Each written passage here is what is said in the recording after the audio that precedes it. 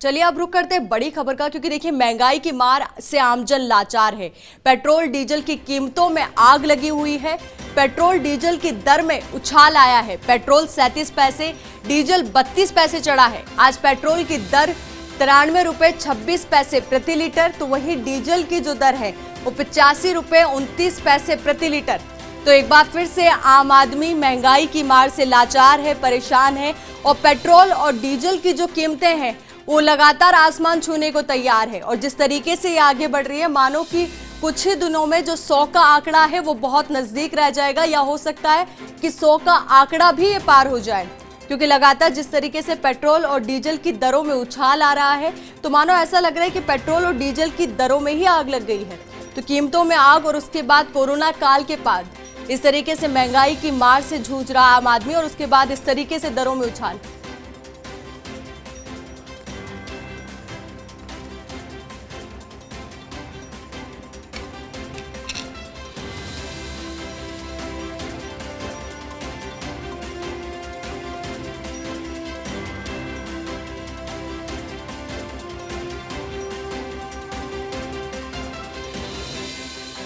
तो ये बड़ी खबर हम इस वक्त आपको बता रहे हैं कि देखिए जिस तरीके से महंगाई बढ़ती जा रही है, क्योंकि कोरोना काल के बाद आम आदमी के सामने कई सारी परेशानियां थी जिसका उसको सामना करना था, क्योंकि महंगाई की मार ने आम आदमी की कमर तोड़ रखी थी। उसके बाद लगातार पेट्रोल और डीजल, क्योंकि देखिए पेट्रोल और डीजल की जब दाम बढ़ते हैं तो ट्रांसपोर्टेशन महंगा होता है, और ट्रांसपोर्टेशन के महंगा होने के साथ ही क्योंकि यातायात महंगा हो रहा है तो हर एक चीज़ पर फर्क पड़ता है, क्योंकि हर एक वस्तु एक जगह से दूसरी जगह, चाहे आयात की गई हो या निर्यात की गई हो, वो पेट्रोल पर ही डिपेंड है। तो इस तरीके से हर तरीके से पेट्रोल और डीजल की बढ़ी हुई दामें आम आदमी को परेशान करती है। तो इसी खबर पर और जानकारी के साथ हमारे सहयोगी निर्मल तिवारी हमारे साथ जुड़ चुके हैं। तो निर्मल, देखिए कोरोना काल के बाद आम आदमी वैसे ही महंगाई की मार से जूझ रहा था, और उसके बाद पेट्रोल और डीजल की दामों का इस तरीके से बढ़ना निश्चित तौर पर आयुषी बहुत उस रूप में देखें तो एक आम आदमी के लिए बड़ी प्रभावित करने वाली खबर है, क्योंकि कल जिस तरह से लगातार दाम बढ़े, आज वापस से दाम बढ़ते हैं। आज 37 पैसे पेट्रोल पे बढ़ते हैं और 35 पैसे आप डीजल के ऊपर बढ़ा देते हैं। तो कुल मिलाकर के अगर पिछले 24 दिन की बात करें तो पेट्रोल पे 2 रुपए 99 पैसे और डीजल पे 2 रुपए 97 पैसे की वृद्धि हो चुकी है। और ये वृद्धि तब है जब राज्य सरकार ने 28 जनवरी को पेट्रोल और डीजल पे 2% वैट में कमी की थी, यानी 1 रुपए 35 पैसे और 1 रुपए 31 पैसे की कमी की थी। लेकिन केंद्र सरकार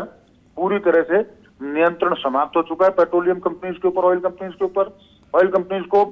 बहुत उम्मीद थी कि जो यूनियन बजट आएगा उसके अंदर उनको जीएसटी के दायरे में लिया जाएगा, लेकिन ऐसा नहीं किया गया। अब जिस तरह से कह सकते हैं कि केरल में और बंगाल में जिस तरह से चुनाव है, उससे पहले तेल कंपनियां जो हैं वो मार्जिन बढ़ा करके लगातार अपना जो मार्जिन है उसको बढ़ाना चाह रही हैं। शायद यही कारण है कि लगातार पेट्रोल और डीजल में वृद्धि की जा रही है। और जैसे ही चुनाव नजदीक आता है, हर बार देखा है ऐसी परंपरा रही है कि पेट्रोल डीजल के अंदर वृद्धि थम जाती है। तो फिलहाल तो वृद्धि का दौर जारी है, और ऐसा लगता है कि आम आदमी की कमर तोड़ने की तेल कंपनियों ने तैयारी कर दी है, क्योंकि पेट्रोल जिस तरह से लगातार 100 की तरफ लपक रहा है कि जल्दी से 100 का आंकड़ा छू लिया जाए, और डीजल 95 के आंकड़े की तरफ बढ़ रहा है, उससे निश्चित तौर पर कहा जा सकता है कि आम आदमी प्रभावित है। खान पान से लेकर